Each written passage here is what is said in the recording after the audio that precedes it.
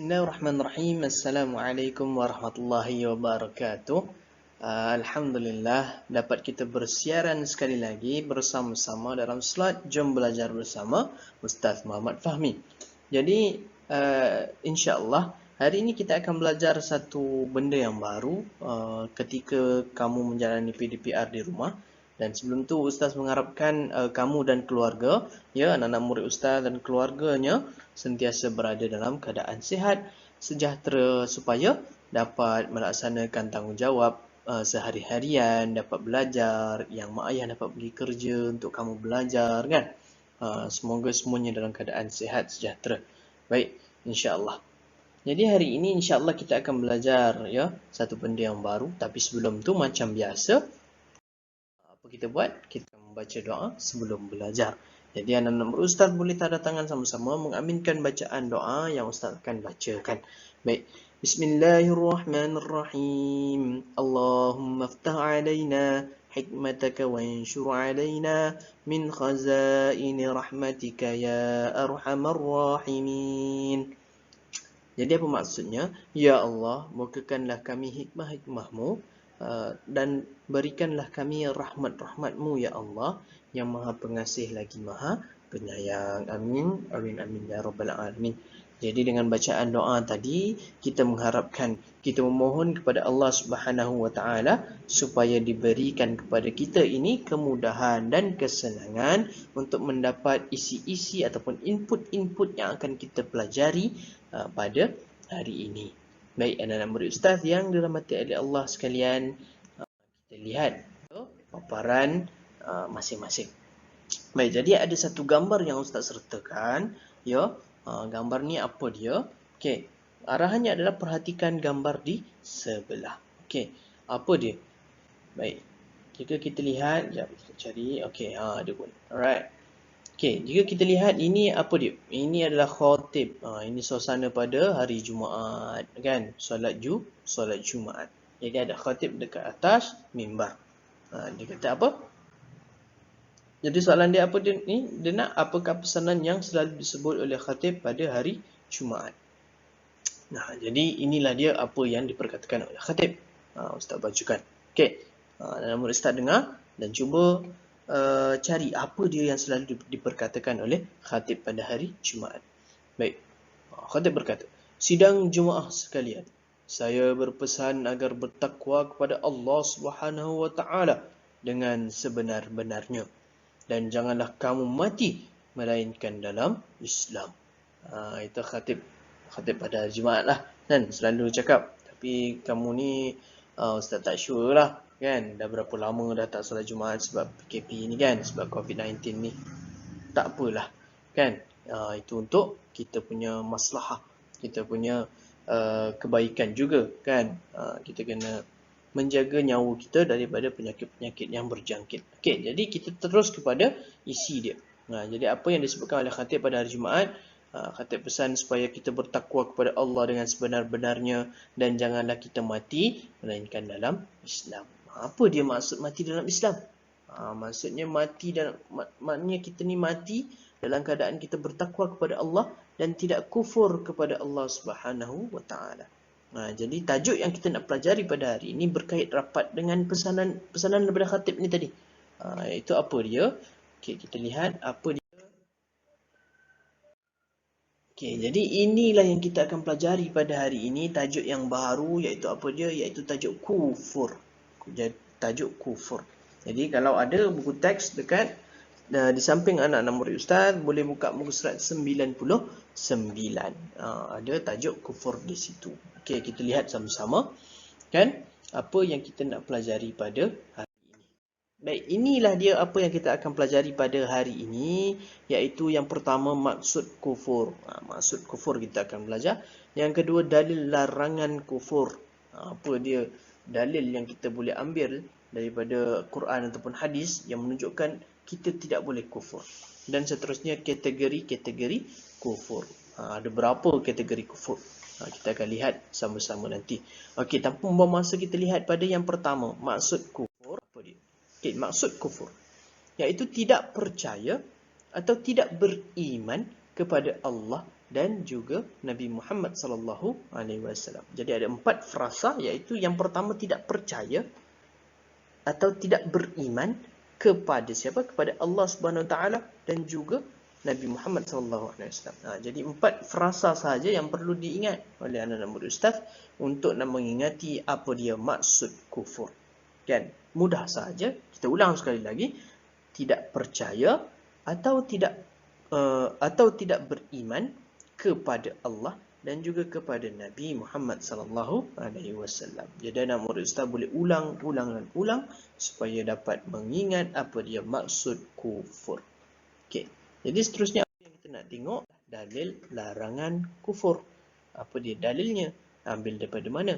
Okey, jadi ayat yang ada di sini adalah daripada surah An-Nisa. Surah An-Nisa iaitu surah yang keempat. Surah yang keempat, ayat yang keberapa? Ayat 136.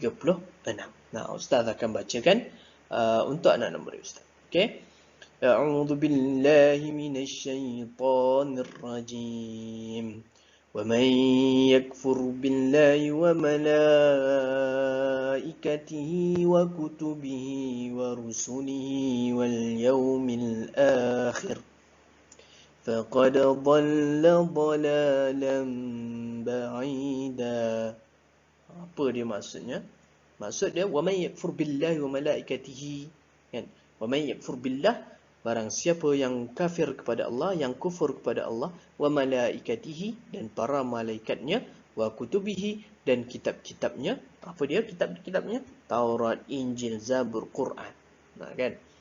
Wa rusulihi, dan para rasulnya, wal yaumil akhir, dan juga hari akhirat. Ada berapa? Ada 5. Iaitu barang siapa yang kafir kepada Allah, kepada malaikat, kepada kitab, kepada rasul, dan kepada hari akhirat. Ada 5 perkara. Apa Allah katakan? Allah bagi amaran. Kalau tak percaya ataupun tidak beriman dengan 5 perkara ini tadi, maka sesungguhnya orang-orang itu adalah orang yang sesat sejauh-jauhnya. Itu adalah pesanan dan juga amaran keras daripada Allah Subhanahu Wa Taala untuk siapa yang tidak percaya kepada 5 perkara tadi. Iaitu apa dia? Kita ulang sekali lagi.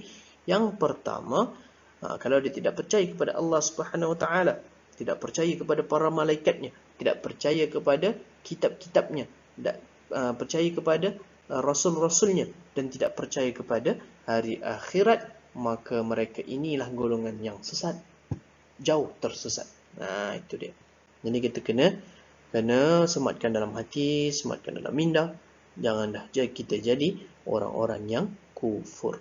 Baik, seterusnya apa kita akan lihat? Kita akan lihat kepada kategori kufur supaya kita tahu ada kategori-kategori kufur yang kita tidak boleh lakukan, kan? Supaya kita tahu, oh ini kufur, ini kufur, ini kufur. Jadi kita tidak akan buat. Kan? Sebab tu kita kena tahu. Jadi kita lihat apa dia kategorinya. Kategori kufur ada 2 sahaja. Mudah untuk diingat, mudah untuk difahami, dan mudah untuk anak murid ustaz amalkan dalam kehidupan seharian. Okey. Jadi yang pertama kita lihat apa dia? Kufur i'tiqad. I'tiqad ni dalam bahasa Arab. Kalau kita terjemahkan dia dalam bahasa Melayu adalah pegangan. Iaitu kufur i'tiqad ataupun kufur pegangan. Yang kedua adalah kufur amalan. Amalan lah perbuatan kita, kan. Baik, kita lihat yang pertama. Kufur i'tiqad ni apa dia? Kufur i'tiqad ni adalah menolak dan menafikan ajaran Islam yang dibawa oleh Nabi Muhammad sallallahu alaihi wasallam. Jadi dia tidak percaya kepada ajaran Nabi Muhammad. Nabi Muhammad cakap itu dia tak percaya, Nabi Muhammad cakap ini dia tak percaya. Kita tengok pada contoh dia, iaitu tidak mempercayai kenabian Nabi Muhammad sallallahu alaihi wasallam. Itulah dia contohnya. Tidak mempercayai kenabian Nabi Muhammad sallallahu alaihi wasallam. Dia menolak bahawa Nabi Muhammad itu bukan nabi. Jadi itu terus jatuh kufur. Okey? Yang kedua, kufur amalan. Kufur amalan ni apa dia? Menggunakan nikmat kurniaan Allah Subhanahu Wa Taala dengan cara yang salah dan juga berdosa. Kan? Allah bagi nikmat banyak-banyak kepada kita, Allah bagi kelebihan banyak-banyak kepada kita, tapi kita buat kita gunakan nikmat tersebut dengan jalan yang salah. Okey. Contohnya apa dia? Menggunakan duit poket untuk berjudi. Ini memang salah lah, kan. Allah bagi kita rezeki duit lebih sikit tapi kita berjudi. Tak bagus. Jadi itu adalah kufur amalan. Itu salah satu contohnya kufur amalan. Apa contoh yang lain? Contoh yang lain kan, kita dah dapat apa, hari tu anak nama Rustan dah dapat apa, Microsoft Surface Go 2 kan, banyak-banyak dapat tu kan. Tapi tidak digunakan untuk masuk ke kelas, digunakan untuk main game. Okey, jadi itu pun salah satu jugalah kan, kufur amalan. Jadi kena hati-hati tu. Okey, lepas ni masuk kelas. Okey, baik. Yang seterusnya, ini yang kita akan pelajari benda yang seterusnya, iaitu faktor-faktor yang mendorong kepada kekufuran, dan juga kesan-kesan kufur, dan juga tindakan yang boleh menjauhkan diri kita daripada kekufuran. Baik, kita lihat kepada faktor yang mendorong kepada kekufuran. Iaitu yang pertama, apa dia? Tidak mendapat didikan agama yang sempurna. Jadi kena belajar agama betul-betul kan, untuk kita dapat menjauhi diri kita daripada kekufuran. Yang seterusnya, terpedaya dengan pujukan dan kesenangan dunia. Ini betul. Kan? Sebab dunia ni memang banyak nikmat yang telah Allah jadikan dan berikan kepada kita. Jadi kita jangan terpedaya. Okey, untuk mengelakkan diri kita daripada kekufuran. Seterusnya, lemah pegangan agama dalam kehidupan. Dan yang terakhir, menuruti hawa nafsu. Itulah dia. Jadi inilah dia 4 faktor yang mendorong kepada kekufuran. Jadi kita kena berhati-hati dan mengelakkan diri kita daripada faktor-faktor ini. Baik, yang seterusnya, lihat kepada kesan kufur. Apa yang kita akan dapat kalau kita melakukan perkara-perkara kekufuran. Okey, yang pertama, of course, berdosa besar. Yang kedua, merosakkan iman di hati. Yang seterusnya, hilang rahmat dan berkat Allah Subhanahu Wa Taala. Tidak mendapat ketenangan hati dan mendapat kemurkaan Allah. Seterusnya, mendapat azab dan siksaan daripada Allah Subhanahu Wa Taala. Jadi ada 6 perkara yang boleh menjadikan kita, ada 6 kesan yang daripada kekufuran. Kalau kita kufur, ada 6 kesan ni. Ini semua perkara-perkara negatif lah. Jadi kita kena elakkan daripada kufur. Baik, yang terakhir, apa dia? Tindakan yang boleh menjauhkan diri kita daripada kufur, iaitu yang pertama, menjaga amal dan ibadah. Kena jaga amalan dan ibadah kita. Okey, ni apa yang kita kena buat? Saya perlulah sentiasa melipat gandakan amalan, saya tabah dalam menuntut ilmu. Ini yang kita kena buat. Okey, yang kedua, sentiasa berdoa dan memohon untuk dimantapkan iman. Kena berdoa. Apa dia doa dia? Saya mengamalkan doa ini. Ini doa dia. Ya muqallibal qulub, tsabbit qulubana ala dinik. Maksud dia apa? Ya muqallibal qulub, wahai yang membolak-balikkan hati. Siapa dia? Allah Subhanahu Wa Taala. Tsabbit qalbi ala dinik. Tetapkanlah hatiku dalam agamamu. Jadi kita mohon kepada Allah yang Maha Hebat, yang Maha Esa, supaya kita dimantapkan iman dalam hati kita, supaya tidak kufur kepada Allah Subhanahu Wa Taala. Baik, yang seterusnya, yang ketiga, sentiasa menambahkan ilmu pengetahuan. Jangan malas, tambahkan ilmu pengetahuan. Masuk kelas belajar, jangan tidur sahaja. Okey, apa yang kita buat? Saya sentiasa menghadiri majlis ilmu. Saya hendaklah selalu mendampingi guru. Kan? Gunakan Microsoft Go tu untuk belajar. Okey, yang terakhir, iaitu mengawal diri daripada mengikuti hawa nafsu. Saya perlu sentiasa bermuhasabah. Saya hendaklah bersikap sederhana dan bersyukur. Ini 4 perkara ni tadi yang boleh menjauhkan kita daripada kekufuran. Jadi anak-anak muda Ustaz boleh amalkan dalam kehidupan seharian supaya dapat mengelakkan diri daripada melakukan perkara-perkara yang boleh menjerumuskan kita dalam kancah kekufuran. Jadi itu sahaja, kita dah belajar banyak perkara, iaitu yang pertama kita dah belajar maksud. Maksud kufur. Yang kedua, dalil mana kita dapat kenapa kita tak boleh kufur. Yang ketiga, kategori-kategori kufur. Yang keempat, faktor-faktor yang mendorong kepada kekufuran. Yang kelima, kesan kalau kita kufur. Dan yang keenam, cara menjauhi kekufuran. Ada 6 perkara yang mesti anak-anak Ustaz dapat apa yang kita pelajari pada hari ini. Jadi itu sahaja daripada Ustaz. Kita jumpa lagi pada lain hari dan pada tajuk-tajuk yang lain, insya-Allah. Kalau tak faham, boleh lagi ulang banyak-banyak kali video ini kan, yang Ustaz letakkan nanti dekat YouTube. Okey, jadi itu sahaja pada Ustaz. Semoga bermanfaat dan sebar-sebarkan kepada kawan-kawan yang lain juga. Baik, itu sahaja daripada Ustaz. Terima kasih. Assalamualaikum warahmatullahi wabarakatuh.